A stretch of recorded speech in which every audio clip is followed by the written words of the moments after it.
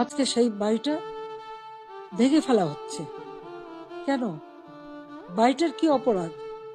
ওই বাড়িটাকে কেন এত ভয়?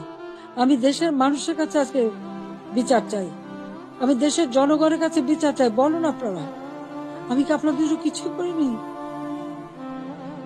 আমি কি আপনাদের অন্ন বস্ত্র বাসস্থান চিকিৎসার ব্যবস্থা করে দেইনি? আপনাদের ঘরে আলো জ্বালিনি? আপনাদের ছেলেমেয়ে লেখাপড়া শিক্ষার ব্যবস্থা করিনি?